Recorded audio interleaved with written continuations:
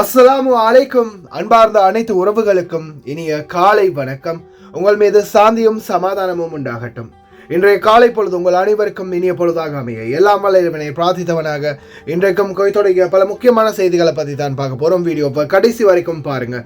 தெரியாத நண்பர்களுக்கும் மறக்காம ஷேர் பண்ணுங்க. வீடியோ பிடிச்சிருந்தா லைக் பண்ணுங்க, சப்ஸ்கிரைப் பண்ணுங்க, தொடர்ந்தும் சப்போர்ட் பண்ணுங்க. வெளிநாட்டு தொழிலாளர்கள் சார்பாக இதோ குவிந்தது பல மைக்குகள். ஜனாதிபதி மாளிகையின் முன்பாக இடம் மாற்றப்பட்டது. உடனடியாக ஜனாதிபதி மாளிகைக்கு முன்பாகவே நேற்றைய தினம் குரல் கொடுத்தார் சகோதரர் துஷார். பார்க்கலாம் அனைத்து தகவல்களை. முதலாவதாக குவைத்துடைய டினார் மதிப்பு பார்த்தலாம். இலங்கைக்கான ரூபாயில் ஒரு தினாரின் மதிப்பு 952 ரூபாய் 9% உள்ளது. இந்தியாவின் ரூபாயில் ஒரு தினாரின் மதிப்பு 276 ரூபாய் 3% உள்ளது. இது அல்முல்லா எக்ஸ்சேஞ்சுடைய அப்ளிகேஷன் ஆன்லைன் ரேட் ஆகும். அதே போல கூகுள் ரேட்டை பார்த்தலாம். இலங்கைக்கான ரூபாயில் ஒரு தினாரின் மதிப்பு 953 ரூபாய் 1% உள்ளது. இந்தியாவின் ரூபாயில் ஒரு தினாரின் மதிப்பு 277 ரூபாய் 82% உள்ளது. அடுத்ததா அமான் எக்ஸ்சேஞ்ச் ரேட்டை பார்த்தலாம்.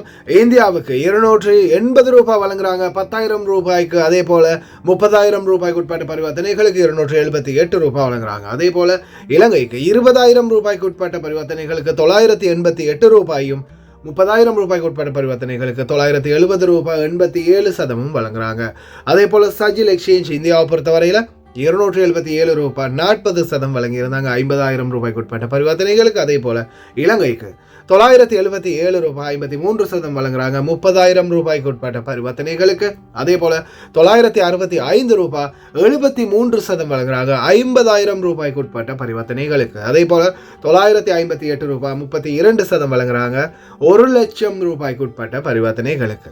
அதாவது 20 தினார் 30 தினார் 100 தினார் இந்த மாதிரியான ரேட்டுக்குள்ள தான் உங்களுக்கு அந்த சார்ஜஸ் கிடைக்கும். 97 23 54 61 என்ற வாட்ஸ்அப் இலக்கமுடாக மேலதிக தகவல்களையும் நீங்கள் தெரிந்து கொள்ளலாம்.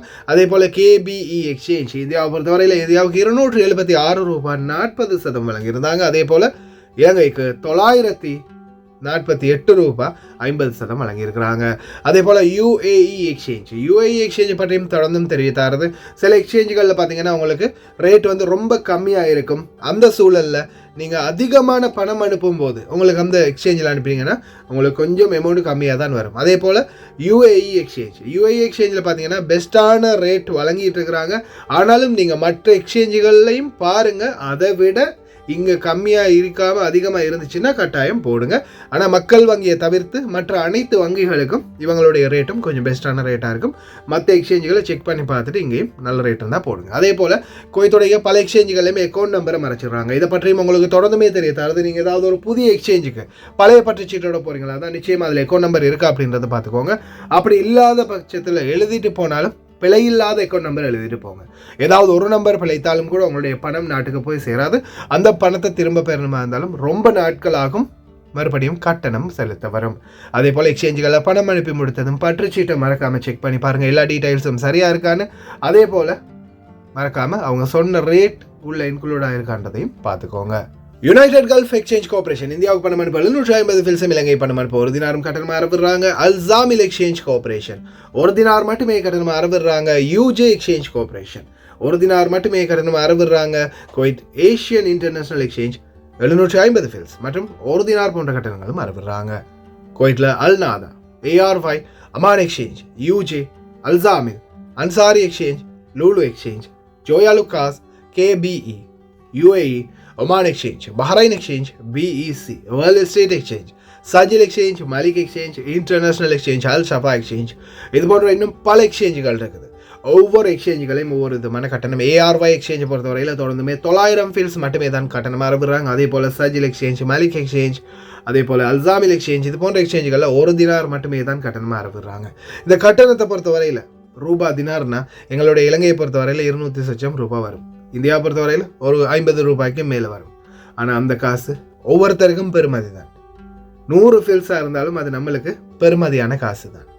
அதனால் எந்த ஒரு எக்ஸ்சேஞ்சில் அனுப்பினாலும் அந்த ரேட்டு கொஞ்சம் கம்மியாக கிடைச்சாலும் அதிகமாக கிடைச்சாலும் அதையும் செக் பண்ணிக்கோங்க. அதே போல் இந்த கட்டணம் செலுத்துறதுலையும் கவனம் செலுத்துங்க. ஏன்னா எல்லாமே நம்மளுக்கு முக்கியம்தான். ஒரு ஃபில்ஸாக இருந்தாலும் அது நம்மளுக்கு பெருமை தான். இந்த நாட்டில் அவ்வளோ கஷ்டப்பட்டு சம்பாதிக்கிறோம். அதனால் நல்ல எக்ஸ்சேஞ்சுகள் அனுப்புங்க. அதே மாதிரி பணிப்பெண்களுக்கும் முடிந்த வரைக்கும் இந்த வாய்ப்புகளை பெற்றுக் கொடுங்க ஓட்டுநர்களே. குவைத்துடைய தங்க விலையை பார்த்தலாம். 1 கிராம் 18 கேரட் தங்கத்தின் விலை 19 தினார் 679 ஃபேல்ஸ். 1 கிராம் 21 கேரட் தங்கத்தின் விலை 22 தினார் 959 ஃபேல்ஸ். 1 கிராம் 22 கேரட் தங்கத்தின் விலை 24 தினார் 61 ஃபேல்ஸ். 1 கிராம் 24 கேரட் தூய தங்கத்தின் விலை 26 தினார் 239 ஃபேல்ஸ். குவைத்துடைய தங்க விலை பார்த்தீங்கன்னா இந்த நாட்களில் 10 ஃபேல்ஸ் 5 ஃபேல்ஸ் அப்படின்னு அதிகரிக்குது, கம்மியாகுது, இப்படி தான் இருக்குது. பார்க்கலாம், நாட்டோட கம்பேர் பண்ணி பார்த்துட்டு விலை கொடுத்து வாங்க இங்கே கம்மியாக இருந்தால். குற்றவாளியை பற்றி உடனே தெரிவிக்கவும். மிகவும் ஆபத்தான நபர் அப்படின்னு உள்துறை அமைச்சகம் தெரிவிச்சிருக்கிறாங்க. Wanted person. இந்த நபரை எங்கேயாவது கண்டா உடனடியாக 112க்கு கால் பண்ணுங்க. ஆனால் இவரோட நீங்கள் டீல் பண்ணும்போது ரொம்ப கவனம். துப்பாக்கி வச்சிருக்காரு, சுற்றுவார் அப்படின்னு கூட உள்துறை அமைச்சகம் எச்சரிக்கை விடுத்திருக்கிறாங்க. அதே மாதிரி குழந்தையை கொன்ற பணிப்பெண், ஒரு பக்கம் இறந்து போன குவைத்தியின் கையால் இறந்து போன பணிப்பெண், குவைத்தியின் கையால் கொலை செய்யப்பட்டது ஒரு பிலிப்பின் நாட்டு பணிப்பெண் என்பது தெரிய வந்துள்ளது.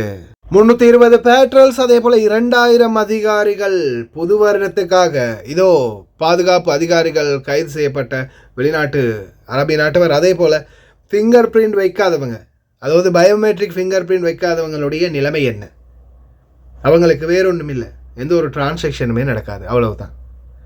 அடுத்ததா 27 கோடி, நியூஸுக்குள்ளே போகிறதுக்கு முன்னாடி 27 கோடி ரூபாய் இருந்து மனுஷ நாணயக்காரர், முன்னாள் வெளிநாட்டு வேலைவாய்ப்புகளுக்கான அமைச்சர் மனுஷ நாணயக்காரவின் தம்பி, அதாவது சகோதரனின் அக்கௌண்ட்டில் 27 கோடி ரூபாய் இருந்திருக்குது.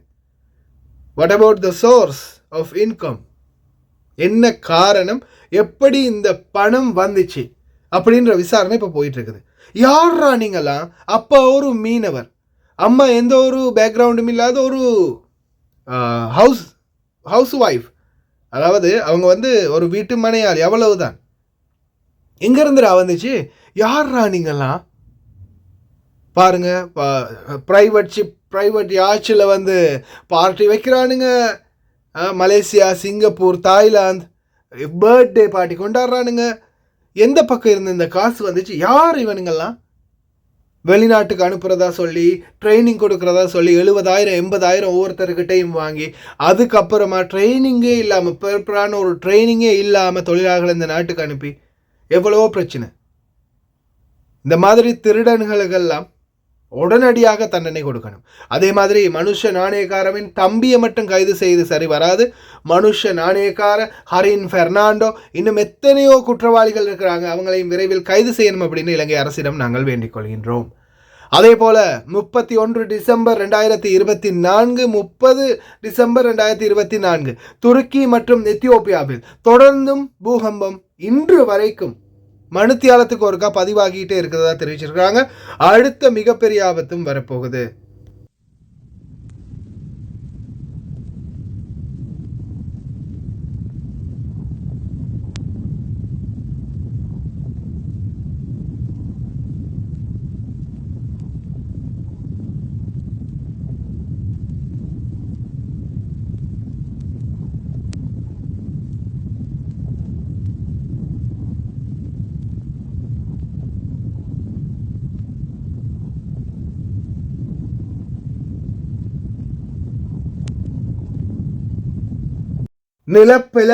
நிலப்பிளவு ஒரு பக்கம்னா, அடுத்த முக்கியமான பிரச்சனை என்ன தெரியுமா? குளிர். அதாவது ஸ்னோவோட சேர்ந்து, அதாவது ஸ்னோ பனிப்பொழிவோட சேர்ந்த குளிர் குவைத்துக்கு வரும் அப்படின்னு சொல்றாங்க. ஆலங்கட்டி மழை வரலாம் அப்படின்னு தெரிவிக்கிறாங்க வானிலை ஆய்வாளர்கள். இந்த சூழல் ஜனவரி 1 இருந்து ஜனவரி 20 வரைக்கும் ஆலங்கட்டி மழைக்குரிய வாய்ப்புகள் இருந்துச்சுன்னா நிச்சயமா அதிகமான குளிர்தன்மை இருக்கும். வானிலை ஆய்வாளர்கள் தொடர்ந்து எச்சரித்து கொண்டே இருக்கிறாங்க. அதனால இன்ஷா அல்லாஹ் எதிர்வரும் நாட்களில் ரொம்ப கவனமாக இருங்க அன்பார்ந்த சகோதர சகோதரிகளே. பயோமெட்ரிக் ஃபிங்கர் பிரிண்ட் எடுக்காதவங்களுடைய நிலை என்ன நடக்கும்? இதோ குடியிருப்பு விவகாரத்துறையின் டைரக்டர் ஜெனரல் தெரிவித்தது என்ன? Director general of criminal evidence major general Eid Al Ohan 2,44,000 வெளிநாட்டினர் மற்றும் 90,000 நாட்டில் இல்லாதவர்கள் பயோமெட்ரிக் கைரேகையை இன்னும் எடுக்கவில்லை. ஜனவரி 1, 2025 முதல் அவர்களின் அனைத்து பரிவர்த்தனைகளும் தடுக்கப்படும். சுமார் 16,000 குடிமக்கள் கைரேகையை எடுக்கவில்லை மற்றும் தொடர்ந்து பார்வையாளர்களை பெறுகின்றனர். நாங்கள் 9,60,000 குடிமக்கள் மற்றும் 2.74 மில்லியன் குடியிருப்பாளர்கள் மற்றும் 58,000 நாட்டில் இல்லாத நபர்கள் கைரேகையை எடுத்துள்ளோம். சுமார் 12,000 படுக்கையான நோயாளிகள் மற்றும் விசேட தேவை உடையவர்களின் கைரேகைகளை எடுத்தோம். தடவியல் சான்றுகள் ஒரு வரலாற்று சாதனை. குறுகிய காலத்தில் அதிக எண்ணிக்கையிலான நபர்களின் கைரேகை பதிவிடப்பட்டுள்ளது. அதை தாண்டியும் கைரேகை எடுக்காதவர்களுடைய கணக்கு வழக்குகள் முடக்கப்படும். பேங்க் அக்கௌண்ட்டை ஃப்ரீஸ் பண்ணுவாங்க. அதே மாதிரி உங்களால் திருப்பி ரெனுவல் பண்ண முடியாது. உங்களோட டிரைவிங் லைசன்ஸ், பத்தாக்கா, அதே மாதிரி வேறு எதுவுமே இந்த நாட்டில் உங்களால் ரெனுவல் பண்ண முடியாமல் போகும். மற்றபடி உங்கள்கிட்ட ஆக்டிவான பத்தாக்கா இருக்குதுன்னா, அதாவது சிவில் ஐடி உங்களுக்கு 2026 வரைக்கும் சிவில் ஐடி இருக்குது அப்படின்னா, நோ டென்ஷன் நோ மென்ஷன். இதை பற்றி கவலைப்படாதீங்க. நீங்கள் அந்த பத்தாக்கா வச்சு உங்களுடைய கணக்கு வழக்குகளை பார்த்துக்கொள்ளலாம். எந்த பிரச்சனையும் இல்லை. ஆனால் திருப்பி சிவில் ஐடி அடிக்கும்போது என்ன செய்யணும்? போய் பயோமெட்ரிக் எடுத்துகிட்டு வாங்க, அதுக்கப்புறம் தான் சிவில் ஐடி அப்படின்னு சொல்லுவாங்க. ஜஸ்ட் அவ்வளவுதான். பெருசாக டென்ஷன் அடிக்காதீங்க. இப்போ ஒவ்வொருத்தனும் ஒவ்வொரு மாதிரி வதந்திகளை கிளப்புறதுக்கு தயாராக இருப்பானுங்க. அதனால் இப்போவே நான் சொல்லிக்கிறேன், ஜனவரி 1 இப்போ ஆரம்பிச்சிருவாங்க. சொன்னமுத்தா ஐயோ போச்சா, இனிமேல் உங்களால் எதுவும் பண்ண முடியாது, பணம் அனுப்ப முடியாது, பிடுங்க முடியாது அப்படின்னு சில பொய்யான வதந்திகளோட நிறைய பேர் கிளம்புவாங்க. எதையுமே பயப்பட வேணாம், நம்பையும் வேணாம். நீங்கள் திருப்பி பத்தாக்கா அடிக்கலைன்னா எந்த பிரச்சனையும் இல்லை. இருக்கும் வரைக்கும் இருந்துட்டு மாசலாமல் சொல்லிட்டு போக வேண்டியது தான். ஒருவேளை பத்தாக்கா அடிக்க போகிறீங்கன்னா அடிக்க போகும்போது பயோமெட்ரிக் எடுத்துகிட்டு வாங்கன்னு சொல்லுவாங்க. மெஷின் எல்லாம் குப்பையில் போட மாட்டாங்க, அது அங்கே தான் இருக்கும். போய் எடுத்துக்கொள்ளலாம், எந்த பிரச்சனையும் இல்லை. அதே போல் இதோ மிக முக்கியமான தகவல், இந்த நபரோட நீங்கள் கையாளும் போது ரொம்ப கவனம் அப்படின்றத உள்துறை அமைச்சகம் முதலாவது சொல்லியிருக்காங்க. நபர் பேர் தலால் ஹமத் அல் ஷமாரி. இந்த நபர் குற்றம் சம்பந்தப்பட்ட விடயங்கள் சட்டவிரோத குடியிருப்பாளர் அப்படின்னு தெரிய வந்திருக்குது. இவர் தேடி வராங்க. குவைத்துடைய போலீஸ் காவல் நிலையத்தால் இப்போ அவருடைய வாகன நம்பர் GMC எக்கோன் வாகனம் 239947 நம்பர், வாகன பிளேட் நம்பர். ஆனால் இவர் ஆயுதம் ஏந்திய ஒரு நபர், ஆயுதம் இருக்குது. இவரை நீங்கள் கெஸ் பண்ணிட்டீங்க அப்படின்றத அவர் கெஸ் பண்ணிட்டாருன்னா உங்களே டப்புன்னு போட்டுருவார். ரொம்ப கவனமாக ஹேண்டில் பண்ணுங்க அப்படின்னு சொல்லியிருக்கிறாங்க. யாருப்பா நீங்கள்லாம், எங்கேருந்து தான் வாரீங்க?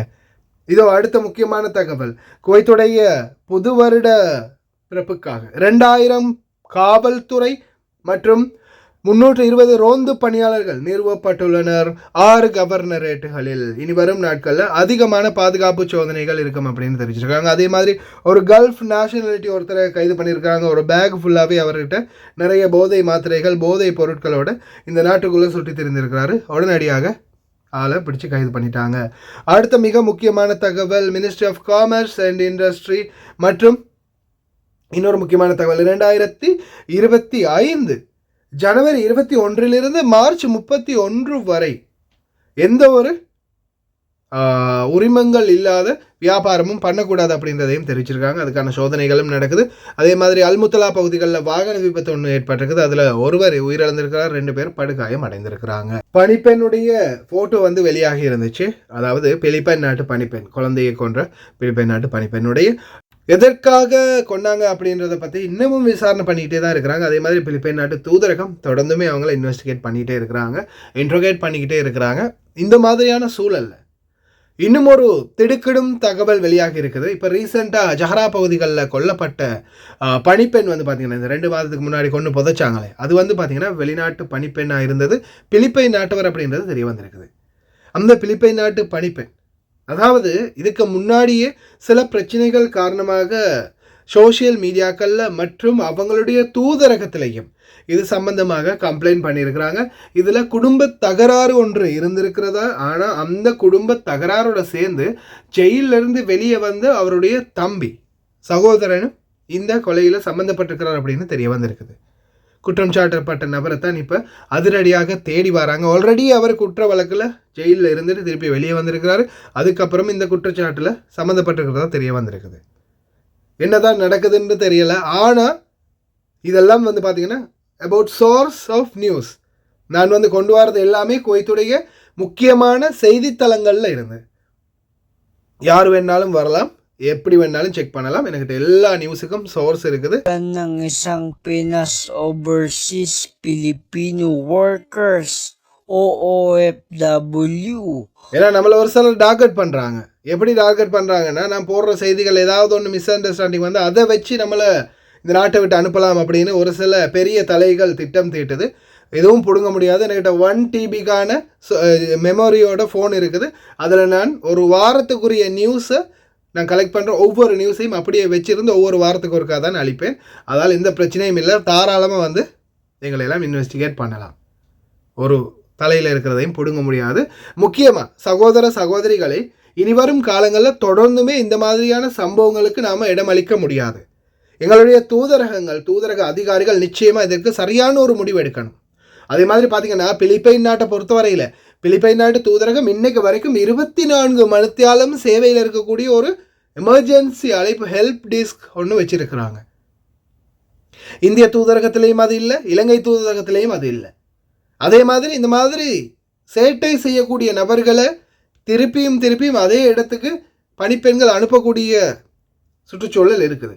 இதே வந்து நம்ம பிலிப்பைன் எம்பசி எதுக்காக தொடர்ந்துமே உதாரணம் காட்டுறதுன்னா, இப்போ பிலிப்பைன் எம்பசியில் இவங்க எக்ரிமெண்ட்டுக்காக போனாங்கன்னா அந்த டைமில் இப்போ இந்த கஃபீல் யார் கொல்லப்பட்டிருக்காங்க, அந்த பெண்ணுடைய கஃபீல் வந்து பிளாக் லிஸ்ட் பண்ணப்பட்டிருப்பாங்க அவங்களுடைய சிஸ்டத்தில். உடனே அவங்க அந்த சிஸ்டத்தில் வந்து பார்த்தீங்கன்னா பேர் டீட்டெயில்ஸோட பிளாக் லிஸ்ட்டில் போட்டுருவாங்க. உடனே சிஸ்டமில் அவங்க என்ன செய்வாங்க, இந்த ஆள் வந்திருக்கா அப்படின்னும் போது அவங்கள செக் பண்ணுறாங்க. செக் பண்ணி பார்த்து அந்த பேக்ரவுண்டை செக் பண்ணி பார்த்துட்டு அதுக்கப்புறமா தான் பணிப்பெண்ணுக்குரிய எக்ரிமெண்ட்லேயே சைன் வைக்கிறாங்க.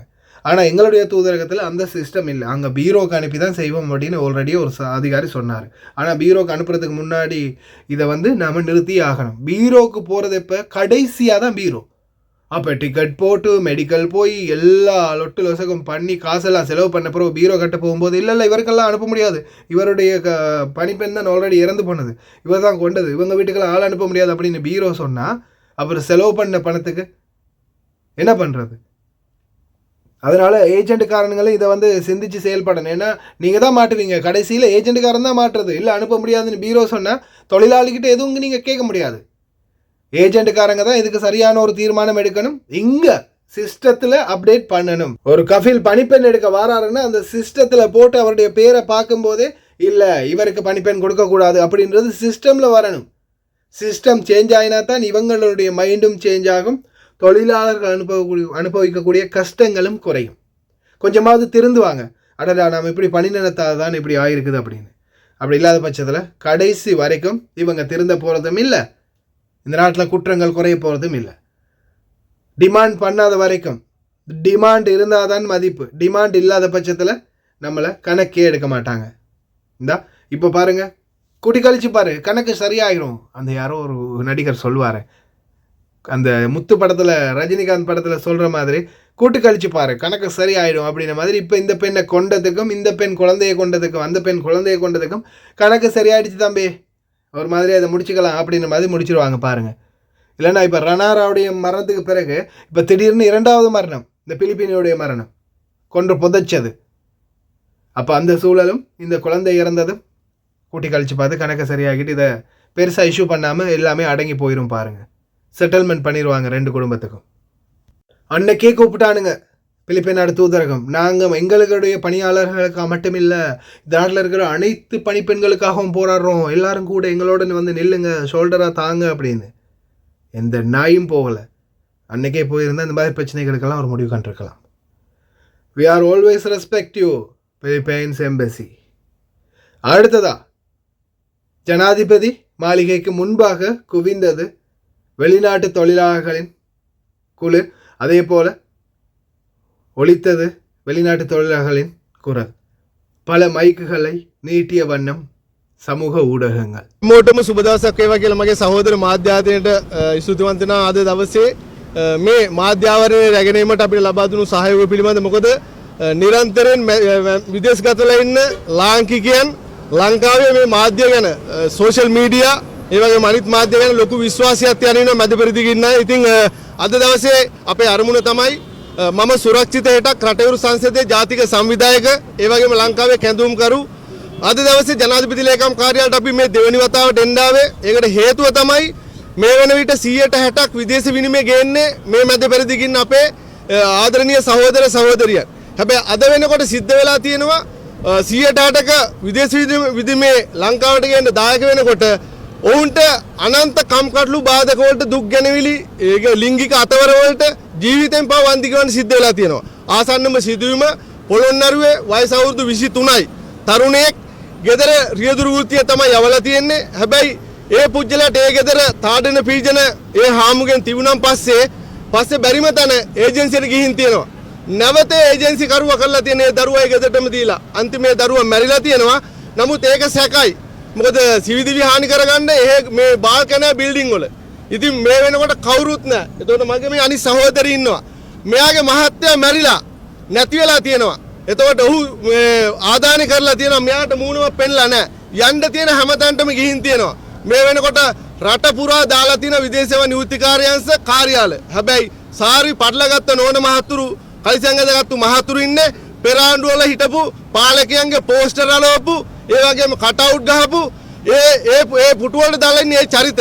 හැබැයි අතුකරි ජනාධිපතිතුමනි ඔබතුමාට අපි මේ වෙලාවේ තම කරුණාවෙන් කියනවා අපි හදාගත්ත ආණ්ඩුවක් මේක මුළු ලංකාවෙම ඔබට බලයක් දුන්නා පාර්ලිමේන්තු මන්ත්‍රීවරු 159ක්. ඒ වගේම මේ රජගෙදරට එන්න තැන හදලා දුන්නා. දැන්වත් පෑන පාවිච්චි කරන්න මොකද මේ වෙනකොට 140ක් විදේශ ශ්‍රමිකයන්ගේ සල්ලි සූරා කරන මාෆියාවක් තියෙනවා. ඒකට හේතුව තමයි හොර මෙඩිකල් වලින් රට යවනවා. යවල මාස 3ක් යනකොට වෙන්නේ මොකද්ද? ඒ මාවට ඒ සහෝදරයාට රැකියාව කරන් යන්න බැරි වෙනවා. ඊට පස්සේ ඔහු අසිරිප වෙනවා. ලංකාවට ගෙන්න ගන්න ලක්ෂ 7යි 8යි. මේක මාෆියාවක්. එතකොට අපි කොන්දේසි 15ක් හදා තියෙනවා. ඒ පිළිබඳව සාකච්ඡා කරන්න මෙන්න මේ සංදේශය අද දවසේ අතිගරු ජනාධිපතිතුමා දෙන්න බලාපොරොත්තු වෙනවා. මොකද මේක ඔය ඉස්සෙල්ලා දුන්නා. මම පෞද්ගලික කියලා පළවත්තට ගිහිල්ලා සාකච්ඡා කරා. මේ තියෙන්නේ මේ සම්බන්ධ වාස්තවයක් දෙන්න. අපි කොන්දේසි 15ක් හදලා තියෙනවා. මහ භාණ්ඩාගාර 1 රුපියලක් වැය වෙන්නේ නැහැ. ඒක නිසා මේ කොන්දේසි 15 වලට එකඟ නම් අපි වගකීමෙන් කියනවා වසරක් යන්න කලින් 100% විදේශ විනිමය අරන් දෙන්න පුළුවන්. ඒ ක්‍රමවේදය අපි ළඟ තියෙනවා. හේතුව තමයි ඉන්ෂුරන්ස් කරලා යනවා කට්ටිය. එතකොට බියුරුව බැඳලා යනවා. දෙයක් වුණන් පස්සේ කවුරුත් වකින් බාර ගන්න නැහැ. ඒ නිසා මේ පිටිපස්සේ ਸਰව සාධාරණ ඒජන්සි කරන මහතුරු පිරිසකුත් ඉන්නවා. ඉතින් උන්ට අපේ ගෞරවය නිරන්තරයෙන් තියෙනවා. නමුත් මේ මාෆියාවට හොඳින් හෝ නරකින් අපි තිත තියෙන එක තියෙනවමයි. ඒක නිසා ඕගොල්ලෝගේ සහයෝගය අපිට දෙන්න. මැද පෙරදිග ජීවිතේ මොන වගේද කියන එක මේ අපේ සහෝදරි කතා කරයි අත්දැකීම් තියෙන සහෝදරියක්. එපා පොඩ්ඩක් එවෙනි කතාවට අදත් මේ ලියුම අරන්. එතකොට මට පොරොන්දු දුන්නා මේ වෙනුවෙන් අවස්ථාවක් දෙනවා කියලා. හැබැයි ඒව මුකුත් නැහැ. මේ වෙනකොට මෙන්න මේ සහෝදරිගේ දුව ඉනම් පල්ලා පණ සෞදි අරාබියේ ඉන්නවා. මට ලියුම දෙන්න මෙහෙන් දීපු. ඔය බෝඩ් අයින් කරන්න. තව සහෝදරියක් ඉන්නවා. එයා ගල්ගොමුවේ ගෙවල්. එතකොට ඒ සහෝදරියගේ මන්ද මාධ්‍ය පෙන්වන නැවතත් ෆොටෝ ටික ඉනම් පල්ලාට පණ අවුරුද්දයි මාස 7ක් ලක්ෂ 7ක් ලැජ්ජ නැතුව මේ ඒජන්සි මිය සල්ලි ඉල්ලනවා. කුරුණාලේ ඒජන්සි කාර්යය. හැබැයි විදේශ සේවා නියුක්තිකාර්යාංශයේ මේකට සම්බන්ධයි අද රට පුරා තියෙන ඒජන්සි සහ විදේශ සේවා නියුක්තිකාර්යාංශ එකම චෞර වලල්ලක්. අපිට සාකා එපා. පුත්තරම කුරුණෑගල ඊට පස්සේ නුවර මතුගම හලාවත බ්‍රාන්ච් එපා. අපි දන්නවා කරන්න ඕන ක්‍රමවේදේ. මොකද එව්වගේ ඉන්න කට්ටිය මෙන්න ලියුම. අපි අහනවා මේ ලියුම අස්සම් කරු මහත්තුරුන්ගෙන් මේ අහිංසක මිනිස්සු රවට්ටන්නද මේ ලියුම් දුන්නේ. එතකොට මේ ලියුමේ අගෝස්තු මාසේ 15 වෙනිදාට පෙර මේ මාව ගෙන්නීමට කටයුතු කළා දැනුම් දෙන්න කියලා තියෙනවා. හැබැයි විදේශ සේවා නියුක්තිකාර්යාංශයේ සාමාන්‍ය අධිකාරිවත් ඉන්න මිනිස්සුවත් මේක 7-5කට මායින් කරන්නේ නැත්නම් මේ මන්දිරවල ඉන්න ලේකම්ලා මොකද කියලා මං අහනවා. මේ මාධ්‍යෙන් මං අහනවා. මොකද ඒක වෙන්න බෑ. ජනාධිපති වෙනුවට අස්සම් කරන මේ ලියුම් වලට බලයක් තියෙන්න බෑනේ. අනිවාර්යෙන් තියෙන්න බෑ. ලාලා ඒවා දන්නවනේ. ඉතින් ඒක නිසා තවත් අම්මා කෙනෙකු දුන්න ලියුම්. මේ දීපු ලියුම් තියෙනවා. ඔව් එකක්වත් වැඩක් නැහැ. සල්ලි ගෙවන්න කියන්නේ. අලුත් ආණ්ඩුව ආවයි කියලා වෙනසක් නැද්ද? වෙනසක් වෙලා නැති ඉඳන් ඇත්තටම කියන්නේ මොකද අපි ඇති කරගත්ත මේ ආණ්ඩුව ජනාධිපතිතුමා උසස් පුටු ටික මාරු කරුවට තාම ඉන්නවර බහිරව ටික. ඒ මිනිස්සු එලවන්න නැතුව මේ වැඩේ කරන්න බෑ ඇත්තටම. ඉතින් ඒක නිසා අපි ආණ්ඩුවේ ප්‍රශ්න නෙමෙයි ඔක්කොම. ඒවා තමයි තියෙන්නේ ඉතින්. ඒවා සුද්ධ කරලා නැහැනේ. පාර්ලිමේන්තුව සුද්ධ කරුවා ඒක පිළිගත්තා. හරිද? එතකොට ඕන බලයක් දුන්නා. අපි ඉල්ලන්නේ අනිවාර්යයෙන් මේ විදේශ කම්කරු පනත සංශෝධනය කරන්න. මේ පනතට මුවා වෙලා අනන්ත අපමාන කරනවා. මම දැන් දුරකථන සම්බන්ධ කරගන්නවා අපේ ගරු සභාපතිනි නීතිඥ සාමා අධිකාරී මැඩම්. අද මේ දිනේට සම්බන්ධ වෙන්න හිටියා. හැබැයි මැඩම්ට අත්‍යවශ්‍ය කටයුත්තක් කළා. ඊයේ පෙරේද මාධ්‍ය සාකච්ඡාවක් තිබ්බ ඓතිහාසික අතුගල් පුරවරයෙන් ඉඳන්. එතකොට මැඩම් අසනීප වෙච්ච හින්දා අද ඒ වුණට මම නියෝජනය කරා අපි මේ සාකච්ඡාවට අනිවාර්යෙන් සම්බන්ධ වෙනවා සභාපතිතුමිය. රට යන අයට සාධාරණයක් ඉෂ්ට කරලා දෙන්න කියලා. අනික කුවේට් එකේ තියෙන තානාධිපති කාර්යාලය මේ වැඩ කරන්නේ මේ අහිංසක මේ රට යන රටවිරුවන් වෙනුවෙන් නෙමෙයි. එයාලා වැඩ කරන්නේ ඒජන්සිය වෙනුවෙන්. ඉතින් අපිත් ඒ රටවල ඒජන්සි වලට ගියා තානාධිපති කාර්යාලයට ගියා. ඉතින් අපිටත් මේ හරියට කිසිම දෙයක් සිද්ධ වුණේ නැහැ. මමත් ලක්ෂ 10ක් දීලා ලංකාවට ආවේ. ඉතින් ඒ වගේ ප්‍රශ්න වලට ගොඩාක් අපේ ගෘහසේවිකාව මුහුණ දෙනවා. අනික මේ ඒජන්සි කාරයෝයි එම්බසි කාරයෝයි දෙගොල්ලම කරන දේ තමයි එම්බසි අය ගොඩාක් මේ ලංකාවේ ඒජන්සි අයගෙන් සල්ලි ගන්න එක. අරගෙන ඒගොල්ලන්ගේ මේ ලංකාවේ අයට කිසිම සහනයක් නැහැ. ඒගොල්ලෝ මෙතන නිකන් අර මේ සල්ලි උවමාරුවක් කරනවා විතරයි එතන මේ තානාධිපති කාර්යාලයේ මේ කරන්නේ. ඉතින් තානාධිපති කාර්යාලයට තමයි ගොඩක්ම කියන්න ඕන. දැන් හරක් ටික දක්කලා තියෙන්නේ. මේ මගේ අත්දැකීමෙන් මම කියන්නේ මට මේ ජනකසර් කියලා කෙනෙක් හිටියා. එයාට මගේ ප්‍රශ්නේ විසඳන්න මම කතා කරපුවාම එයා කිව්වා මේ රෑ 7ට එන්න කියලා. ඊට පස්සේ මම ඇහුවා සර් රෑ 7ට එන්නේ. ඉතින් ඒ වගේ ගෑනුන්ගෙන් අයිති ප්‍රයෝජන ගන්න. අවුරුද්දේ ඒක උනේ. ගිය අවුරුද්දේ. ඒතකොට ආණ්ඩුව කවුද? ආණ්ඩුව රනිල් මහත්තයාගේ. ඉතින් ඒ වගේ සෑහෙන ප්‍රශ්න වලට මේ ලංකාවේ අය තානාධිපති කාර්යාලයේදී ලක් වෙන වනතුරුවල් සෑහෙන්න තියෙනවා. ඉතින් අපි හින්දා අවුරුදු 20ක් මම රටවල් විදේශගත වෙලා තියෙනවා. හැමදේම දන්නවා. ඉතින් කුවේට් එකෙත් හොඳ ගෙවල් තියෙනවා නරක ගෙවල් තියෙනවා. ඒජන්සි අයත් ඉන්නවා හොඳ අයත් ඉන්නවා නරක අයත් ඉන්නවා. ඉතින් ඒ හින්දා මම කියන්නේ දැන්පත් වෙලා ඉන්න අනුර ජනාධිපතිතුමාට මේ ගැන හොයලා බලලා මේ රටවිරුවන්ට සාධාරණයක් ඉෂ්ට ගන්න කියලා තමයි මම බලාපොරොත්තු වෙන්නේ. இது ஜஸ்ட் பிகினிங் தான். இது வெறும் ஆரம்பம் தான். மெயின் பிக்சரே இனிதான் இருக்குது அப்படின்ற மாதிரி நாங்கள் அரசாங்கத்தை எதிர்க்கலாம் இல்லை. அரசாங்கத்துக்கிட்ட எங்களுடைய பிரச்சனைகளை எத்தி வைக்கிறோம், எடுத்து கூறுறோம். அரசாங்கம் இதை எடுத்து சரியான முறையில் நடத்தினால் ஆல் த பெஸ்ட். இல்லைன்னா ஆல்வேஸ் நாங்கள் தான் பெஸ்ட் அப்படின்றத காட்ட வேண்டிய சூழல் வரலாம். ஏன்னா உங்களுக்கே தெரியும் வெளிநாட்டு தொழிலாளர்கள் முன்னாள் அமைச்சர் இன்னாள் அமைச்சர் எல்லா அமைச்சரும் சொன்னது என்ன? வெளிநாட்டு தொழிலாளர்களுடைய சம்பள பணங்கள் வருவதால் தான் இன்றைக்கு நாடு ஓரளவு முன்னேறி இருக்குது. நாடு முன்னேறிட்டு போது நாங்கள் பின்னேறிக்கிட்டே போகிறோமேடா, அதை கொஞ்சம் பாருங்கள் அப்படின்னு தான் கொஞ்சம் லைட்டாக சீண்டி விட்டுக்கிட்டு இருக்கிறோம். இன்ஷா அல்லாஹ் நான்லாம் இங்கே இருக்கிறேன்றதால தான் சைலண்டாக இருக்கிறதுனால நாட்டில் இருந்தால் என்னென்னலாம் பண்ணலாம் நானும் யோசிக்கிறேன் தான். எவனாவது எதாவது பண்ணி என்னை நாட்டுக்கு அனுப்புங்கடா, பரவாயில்ல நான் நாட்டிலையாவது போய் நம்மளுடைய தொழிலாளர்களுக்காக போராடுறேன் அப்படின்னு அனுப்ப மாட்டேங்கிறானுங்களே. அதுவும் நம்ம கஃபீல் ஏதாவது ஒன்றுனா உடனே முன்னாடி வந்துடுறாரு. எது எப்படியோ மக்களுக்கு நன்மைகளை கொண்டு வருவதற்கான முயற்சிகள் தொடர்ந்துமே நடக்கும். உங்களுடைய ஆதரவுகளை தாங்க, அன்பை தாங்க போதும். கடைசி வரைக்கும் பார்த்த எல்லாருக்குமே ரொம்ப நன்றி. முடிந்த வரைக்கும் ஷேர் பண்ணுங்கள், சப்ஸ்கிரைப் பண்ணுங்கள்.